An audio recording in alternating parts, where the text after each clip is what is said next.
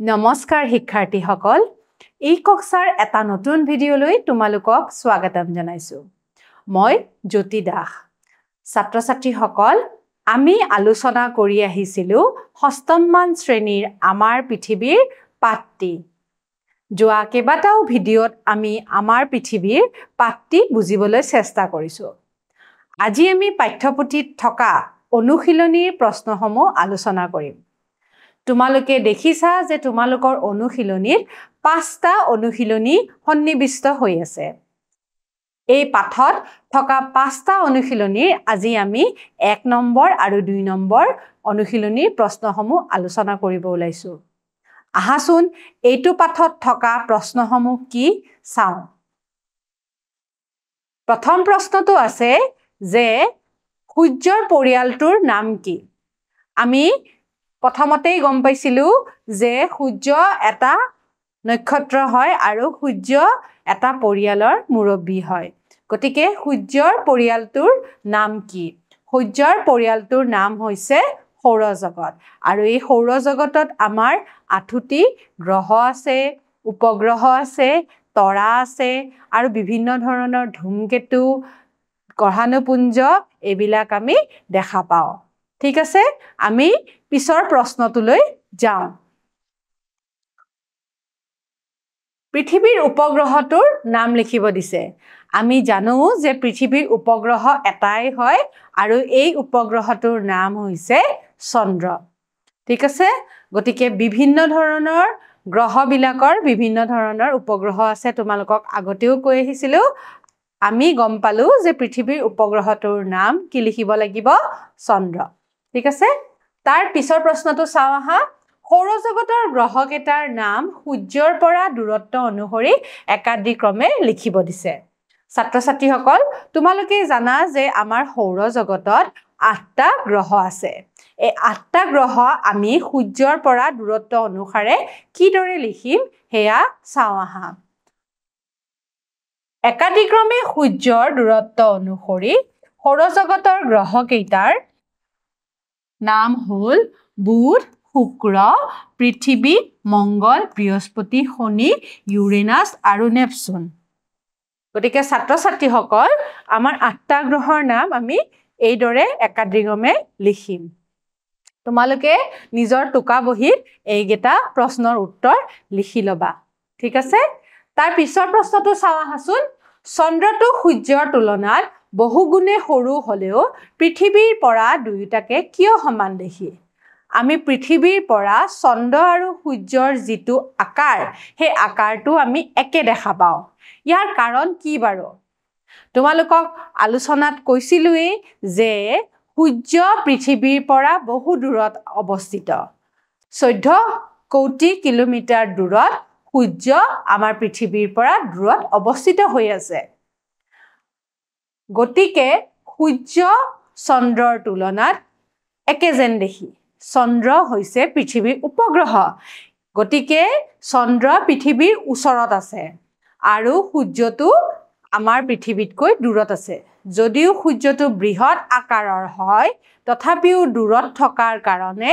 ইয়াক আমি চন্দ্ৰৰ নিচিনা একে দেখা পাওঁ ঠিক আছে ইয়াৰ উত্তৰটো আমি কিদৰে লিখিম চাও আহাচোন সূৰ্য চন্দ্ৰৰ তুলনাত পৃথিৱীৰ পৰা বহুত দূৰত অৱস্থিত হৈ আছে কিন্তু চন্দ্ৰ পৃথিৱীৰ ওচৰত থকা বাবে সূৰ্য আৰু চন্দ্ৰ একে দেখা পায় ঠিক আছে তাৰ পিছৰ প্ৰশ্নটো আমি কি লিখিছে চাও আহাচোন এতিয়া আমি অনুশীলনী 2 নম্বৰৰ প্ৰশ্নখিনি চাম তোমালোকে পাঠ্যপুথিত এটা বক্সৰ ভিতৰত এই অনুশীলনী 2 নম্বৰৰ প্ৰশ্নখিনি দেখা পাইছা প্ৰথম প্ৰশ্নটো আছিল বৃহৎ পৃথিৱীৰ ক্ষুদ্ৰ আৰ্হিটো কি হয় ছাত্ৰ-ছাত্ৰীসকল বৃহৎ পৃথিৱীৰ ক্ষুদ্ৰ আৰ্হিটো হৈছে গোলক গোলকক আমি পৃথিৱীৰ আৰ্হি হিচাপে বা নমুনা হিচাপে ব্যৱহাৰ কৰো পৃথিৱীখন বিশাল হয় কাৰণে ইয়াক আমি ব্যৱহাৰ কৰিবৰ কাৰণে আমাৰ হাতত বেলেগ সঁজুলি নাই গতিকে আমি পৃথিৱীৰ আৰ্হি হিচাপে গোলকক আমি এটা নমুনা হিচাপে চাওঁ ঠিক আছে গতিকে সেই গোলকতে আমাৰ পৃথিৱীৰ যিমানবিলাক দেশ মহাদেশ সাগৰ মহাসাগৰ আছে সেইবিলাক সন্নিবিষ্ট কৰা হৈছে তোমালোকে নিশ্চয় গোলক দেখিছা গোলকত আমি দ্ৰাঘিমা ৰেখা অক্ষৰেখা এইবোৰো দেখা পাও ঠিক আছে তাৰ পিছৰ প্ৰশ্নটো চাও আহা পৃথিৱীৰ পৰিধি কিমান গতিকে পৃথিৱীৰ পৰিধি বুলি ক'লে আমি জানো যে পৃথিৱীৰ পৰিধি 40000 কিলোমিটাৰ হয় গতিকে 40000 কিলোমিটাৰ পৃথিৱীৰ পৰিধি হয় আৰু পৃথিৱীক আমি যদি জুখো তেতিয়া তাৰ উত্তৰটো 40000 কিলোমিটাৰ ওলাব ঠিক আছে তাৰ পিছৰ প্ৰশ্নটো চাও হাসুন তাৰ পিছৰ প্ৰশ্নটো হৈছে পৃথিৱীয়ে কোন দিশৰ পৰা কোন দিশলৈ ঘূৰে পৃথিৱী কোন দিশৰ পৰা কোন দিশলৈ ঘূৰে তোমালোকে ক'ব পাৰিবানে পৃথিৱী আমাৰ পূবৰ পৰা ঘূৰে নে পশ্চিমৰ পৰা ঘূৰে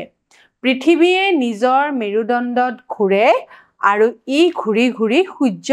প্ৰদক্ষিণ কৰে গতিকে নিজৰ মেৰুদণ্ডত পৃথিৱীয়ে ঘূৰুতে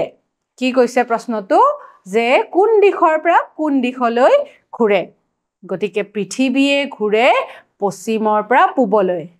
সেই কাৰণে আমি সূৰ্যক দেখা পাও যে সূৰ্য উদয় হয় আমাৰ পূবৰ পৰা আৰু পশ্চিমত অস্ত্ৰ যায়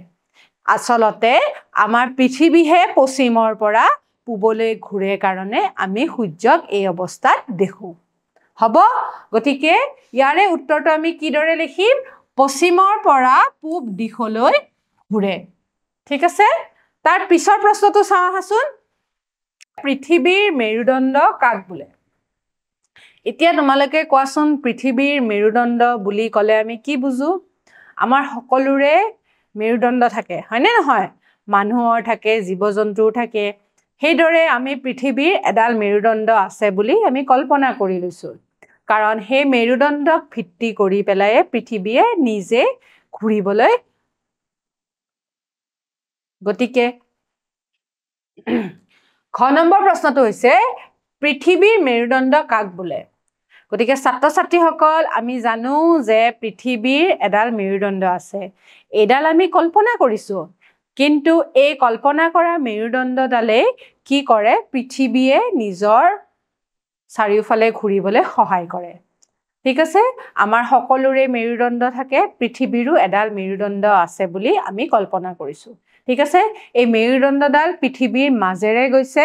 আৰু কোনটো দিশৰ পৰা কোনটো দিশলৈ গৈছে হে আমি কি বুজিম লিখিব লাগিব আমি উত্তৰৰ পৰা দক্ষিণ মেৰু লগ লাগি ঠিক আছে আৰু পৃথিৱীখন যেহেতু হেলনীয়া হৈ আছে সেই কাৰণে মেৰুদণ্ডডালো পৃথিৱীখনৰ লগত অলপ হেলনীয়া হৈ থাকে আৰু মেৰুদণ্ডডাল পৃথিৱীৰ মাজেৰে মানে ভূগৰ্ভৰ মাজেৰে পাৰ হৈ গৈছে ঠিক আছে তোমালোকে উপৰিভাগ বুলি নিলিখিবা উত্তৰটো আমি কি দৰে লিখিম পৃথিৱীৰ কেন্দ্ৰৰ পৰা পাৰ হৈ যোৱা উত্তৰ দক্ষিণকৈ যিডাল ৰেখা আছে সেই ৰেখাডালকে পৃথিৱীৰ মেৰুদণ্ড বোলা হয় ঠিক আছে গতিকে পৃথিৱীৰ কেন্দ্ৰৰ পৰা পাৰ হৈ যোৱা উত্তৰ দক্ষিণকৈ যিডাল ৰেখা আছে হেয়াকে আমি কি বুলি কওঁ পৃথিৱীৰ মেৰুদণ্ড বুলি কওঁ হ'ব তাৰ পিছত আমাৰ কি প্ৰশ্ন আছে 3 নম্বৰ প্ৰশ্নটো আছে পৃথিৱীৰ দুই মেৰু আৰু বিষুবৰ দেখুৱাই এটা গোলকৰ ছবি আঁকিব দিছে গতিকে গোলকৰ ছবিটো তোমালোকে বৃত্ত আকাৰত ধুনীয়াকৈ আঁকি লবা এতিয়া তোমালোকক মই এটা আৰ্হি দেখুৱাই দিম বাৰু উত্তৰটো আমি এইদৰে লিখিম পৃথিৱীখন আমি আঁকিব লাগিব এনেকে বৃত্তাকাৰ হিচাপত আৰু সেই গোলকটোত মাজেৰে এডাল আমি ৰেখা অংকন কৰিম আৰু এই ৰেখাডাল তোমালোকক কি কৈছিলো বিষুৱ ৰেখা মনত আছে নহয় এতিয়া সেই বিষুৱ ৰেখাৰ এখিনি হৈছে দক্ষিণ মেৰু আৰু এখিনি হৈছে উত্তৰ মেৰু ঠিক আছে গতিকে ছবিটো তোমালোকে ভালদৰে আঁকি লবা তোমালোকে এইদৰে নাকিলেও তোমালোকে এটা বৃত্তাকাৰ আঁকি পেলাই গোলকৰ নিচিনা ৰং কৰি পেলাই তাতে বিষুৱ ৰেখা আৰু উত্তৰ মেৰু আৰু দক্ষিণ মেৰু লিখিবা বুলি আশা ৰাখিলো গতিকে ছাত্ৰ-ছাত্ৰীসকল আজি আমি অনুশীলনী 1 আৰু 2 নম্বৰৰ প্ৰশ্নসমূহ চালো এতিয়া আমি অহা ক্লাছত তাৰ পিছৰ অনুশীলনীৰ প্ৰশ্নসমূহ আলোচনা কৰিম তেতিয়ালৈ ধন্যবাদ